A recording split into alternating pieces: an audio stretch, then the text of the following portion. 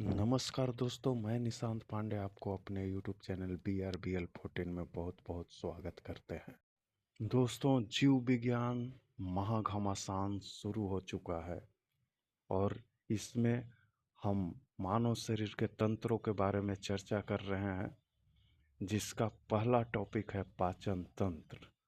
और पाचन तंत्र को दो भागों में विभाजित किया गया है, आहार नल और संबद्ध पाचन ग्रंथियां, जिसमें आहार नल के बारे में हम लोगों ने अच्छी तरह से चर्चा कर चुके हैं, देख लिया है।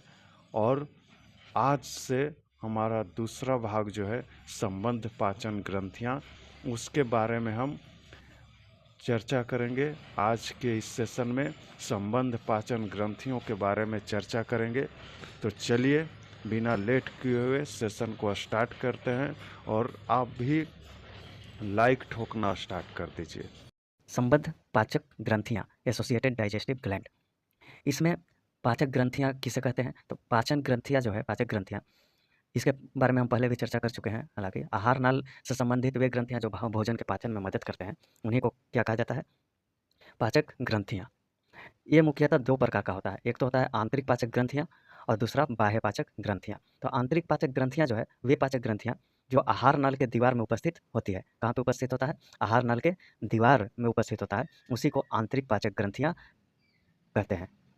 आहार नाल के दीवार पे उपस्थित पाचक ग्रंथियों को आंतरिक पाचक ग्रंथियाँ कहा जाता है। इस श्रेणी में कौन-कौन सी ग्रंथियाँ आती है? तो इस श्रेणी में श्लेष्म ग्रंथियाँ, म्यूकोस ग्लैंड्स, अमाशय की दीवार, जठर ग्रंथियाँ जिसको गैस्ट्रिक ग्लैंड्स कहा जाता है, एवं आंत के दीवार की ब्रूनर्स ग्रंथियाँ, ब्रूनर्स ग्लैंड आता है। इसके बाद है बाह्य पाचक ग्रंथि, जिसको एक्सटर्नल डाइजेस्टिव ग्लैंड्स बोला जाता है। तो आहार नल के अतिरिक्त शरीर के अन्य भाग में पाए जाने वाला जो भी पाचक ग्रंथि होगा, उसको बाह्य पाचक ग्रंथियाँ कहते हैं। मनुष्य में बाह्य पाचक ग्रंथियों की बात की जाए तो ये तीन बाह्य पाचक ग्रंथियाँ होता है मनुष्य में। पहला तो लार ग्रंथि हो गया, दूसरा यकृत और तीसरा अग्न्याशय। तो चलिए एक-एक करके इन सब के बारे में, सभी बाह्य पाचक ग्रंथियों के बारे में चर्चा करते हैं। तो पहला है हमारा लार ग्रंथियाँ, जिसको सैलिवरी ग्लैंड्स बोला जाता है। तो मनुष्य में 3 जोड़ी लार ग्रंथियाँ पाई जाती है।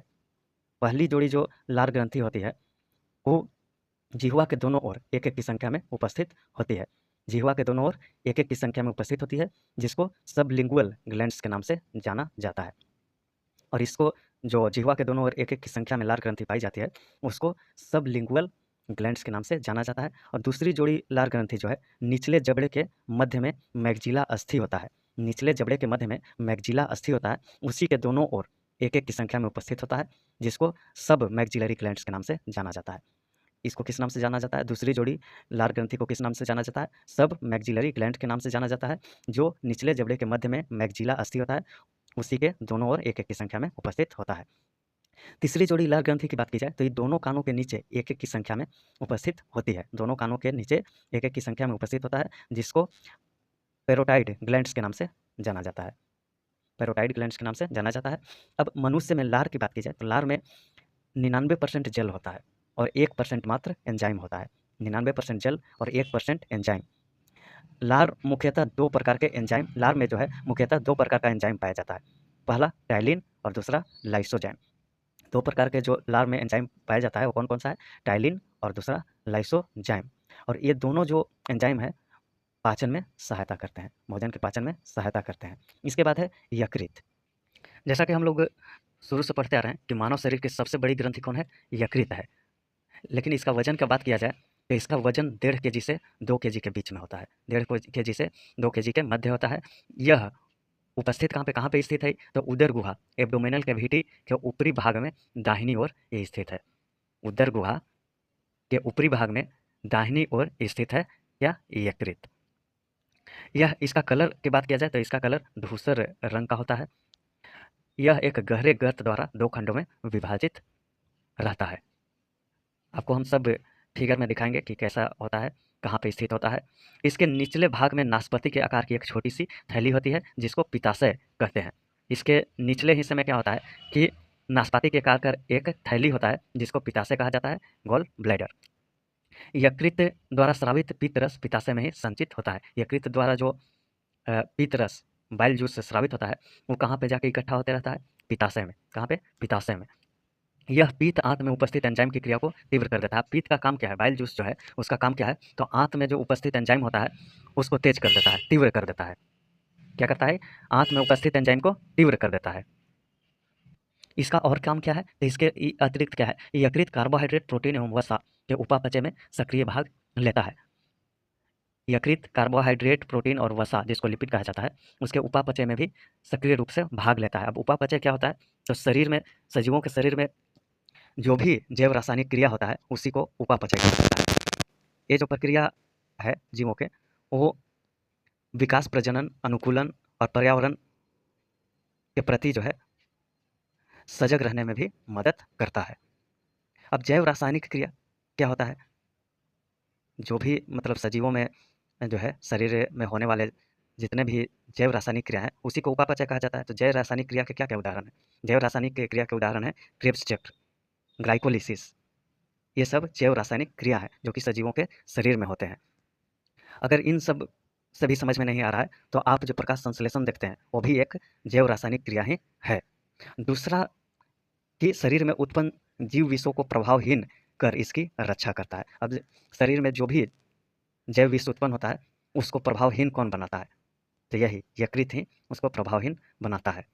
यकृत के कार्य कौन कौन से हैं इसके बारे में हम देखते हैं। तो यकृत कार्बोहाइड्रेट उपापचय के अंतर्गत जो है ग्लाइकोजन का निर्माण एवं संचय करता है। यकृत क्या करता है, कार्बोहाइड्रेट का जब उपापचय होते रहता है तो उस समय ग्लाइकोजन का निर्माण करता है और उसको भंडारित भी करता है, जमा करता है।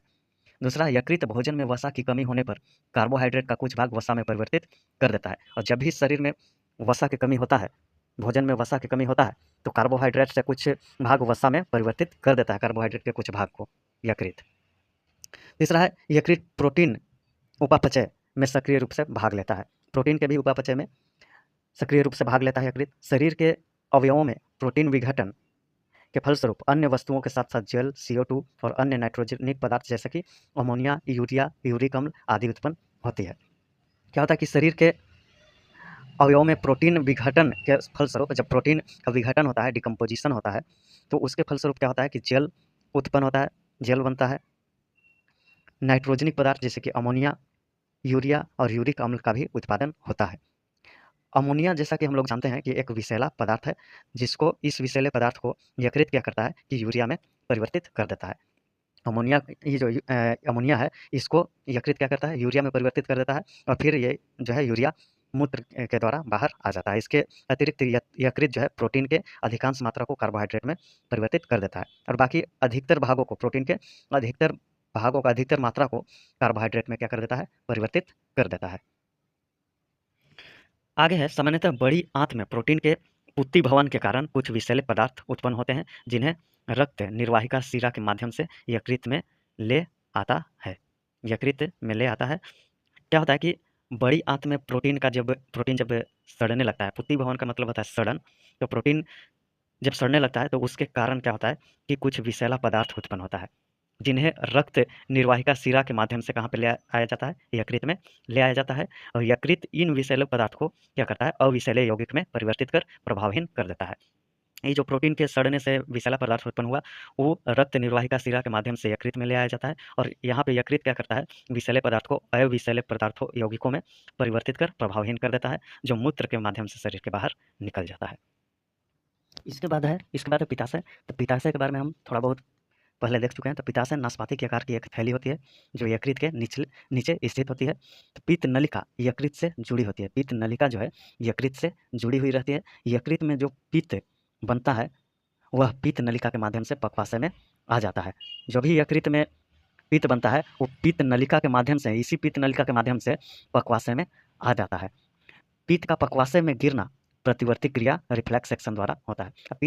पित्त जो है पक्वाशय में गिरता है, किस क्रिया के माध्यम से गिरता है, किस क्रिया द्वारा गिरता है, तो प्रतिवर्ती क्रिया के द्वारा, रिफ्लेक्स एक्शन के द्वारा गिरता है।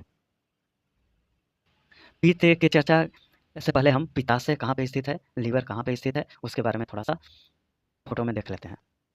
तो ये रहा हमारा मानव का पाचन तंत्र। तो इसमें देखिए यहाँ पे है हमारा यकृत, ये है हमारा यकृत और एक गहरे गर्त मतलब गड्ढा, गहरे गड्ढा से ये जो यकृत है दो भाग में बटा हुआ है।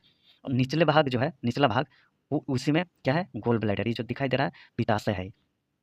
पित्ताशय है और ये पित्त नलिका से यकृत से जुड़ा हुआ रहता है और इसी पित्त नलिका के माध्यम से जो भी यकृत पित्ताशय का पित्त का निर्माण करता है वो पक्वाशय में चला जाता है और पक्वाशय में जाना पित्त का क्या कहलाता है, किस प्रक्रिया द्वारा जाता है, रिफ्लेक्स एक्शन के द्वारा। ये देखिए यहाँ पे हमारा अमाशय है और इसके ठीक ऊपर यानी इस ये वाला क्षेत्र में आपको यकृत दिखाई दे देगा। तो चलिए इसके आगे क्या दिया हुआ है पित्त के बारे में, उसके बारे में चर्चा करते हैं। तो पित्त जो होता है उसका कलर कैसा होता है, पीला। और ये किस प्रकार, इसका प्रकृति क्या है, क्षारीय है।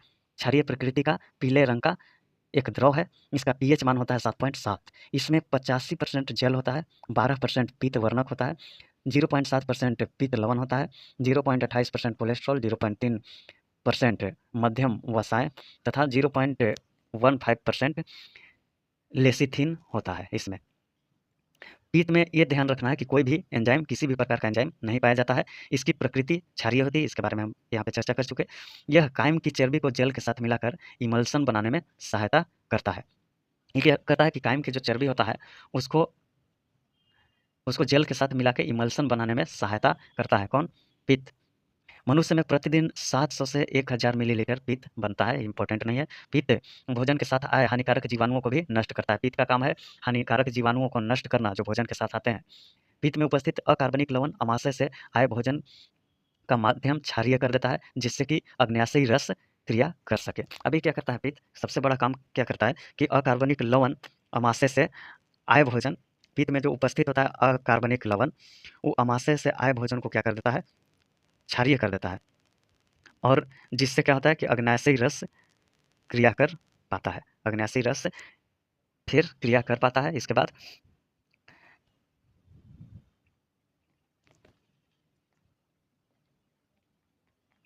पित्त में उपस्थित अकार्बनिक लवण अमाशय से आए भोजन का माध्यम क्षारीय कर देता है जिससे कि अग्न्याशयी रस क्रिया कर सके।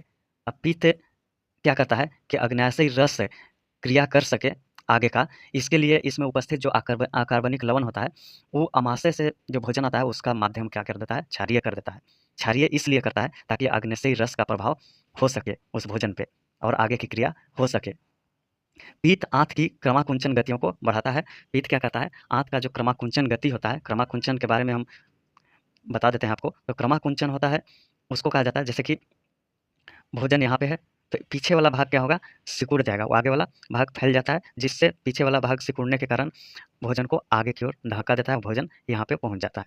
फिर इससे पीछे वाला भाग सिकुड़ जाएगा, आगे वाला भाग इसका फैल जाएगा जिससे क्या होता है, सिकुड़ने से फिर से भोजन आगे की ओर बढ़ेगा और इसी प्रक्रिया को, मतलब इसको फैलने और सिकुड़ने और भोजन को आगे बढ़ने की क्रिया को